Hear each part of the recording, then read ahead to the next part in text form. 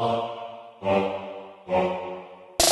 straight to the news, loud all the bits. Sick of this basic business. London Unite, stand up in the pits. I'm done with the boring news, watch this. Hello, today's Urban News London Drive Talk is on a journey with Danny O'Brien. Danny is well known for his work amongst our communities in tackling knife crime. In 2015, Danny was rewarded an award by then Mayor of London, Boris Johnson, for his absolute outstanding work. And also, he is constantly educating people in our societies the implications of carrying knives and the impact it can have on their lives and others. So, Danny, first of all, what initially inspired you to tackle knife crime? It got to the stage in 2008 where we was picking up a newspaper every day, and there was a youth being killed across London, and I decided that we needed to do something. And on an online conversation with Ben Casella's auntie, we decided that we'd do a march through London. It started off as a static demonstration outside 10 Downing Street, but it grew with more people interested and became the People's March. Oh right, okay. And you know, it took it from there. It's sort of like, I then realised after the march that I was actually quite good at something. Where the other groups all dispersed and went their own way and carried on doing what they were doing, I decided that, you know, here's my opportunity to do more work with knife crime. Fantastic. And I found then it came into like looking online that knife crime wasn't just a London problem, which I thought it was. It actually became, you know, a UK problem. So tell me, Danny, about your awareness campaign at the moment, Thumbs Down to Knife Crime. Thumbs Down to Knife Crime started basically, we tried it 3 years ago, and it was quite a massive success. But this year we're taking it another step further, thanks to a company up in Nottingham that have sent us a selfie board. So we're now going to go out into the community, where in the past it's just been online. So that we want to sort of like once a month visit places like Nottingham, Birmingham, Manchester, because not everybody is online. So if we can get out onto the streets, speak to local newspapers, that will then generate more interest and more awareness. Tell me though, Danny, amongst our societies today, what can the general public do, in order to help tackle knife crime? It all starts in the home. Okay.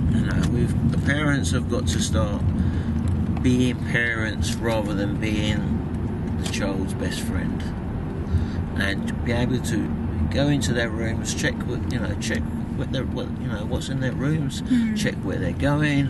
It's not, not putting pressure on, but should a child under the age of 16 be allowed to just go out anywhere they want and not inform their parents where they're going or who they're hanging around with?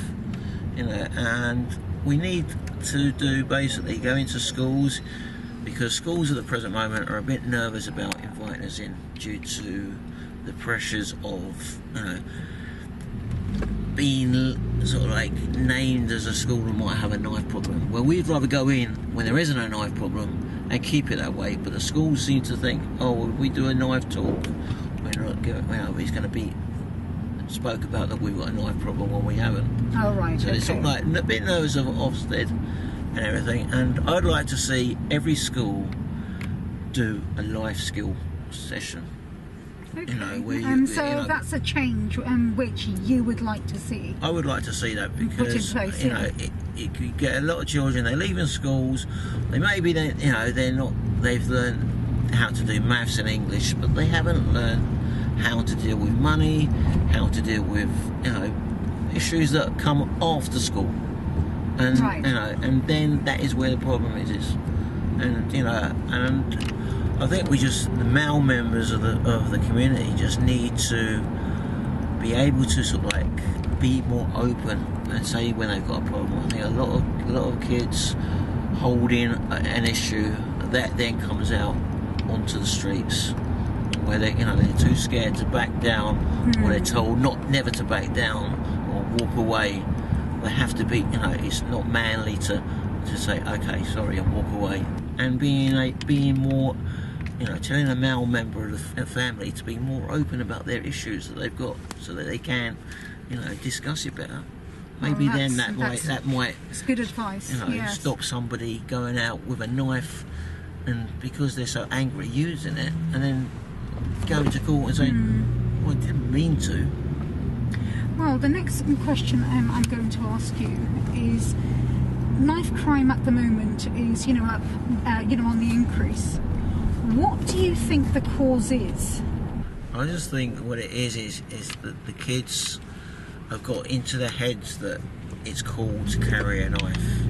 And I'll tell you, the kids now, it's not cool to carry a knife. I think the reason why you think it's cool is because you're a teenager, and everything to a teenager is at the moment is cool. The gang issue, if they're is being manipulated by older people, very much like the grooming issue that we have in the country. It's happening with the gangs as well. The young kids are being offered where the father figure hasn't been, offering big money, easy ways to make money, and before they know it, they're involved in the gang, and then sadly they try and get out, and they can't because they know too much. What we're going to do, we're just going into a car park where, unfortunately... Right, is that the place of the crime? It's the place of the crime, Right. Cody is a 14-year-old. Which happened just last week, where a young lad of 20 been to the cinema with his girlfriend. On the way of coming out of the cinema, he was attacked by four youths. And where we're going now is to actually into the car park where he lost his life. And we're just over there near Auto Space, and he's come from the cinema, didn't realise how seriously he was stabbed, and as we say, the rest is what the media told us. It's still a very live case at the moment. So 64% of cases, and they're still getting away with slaps on the wrist, and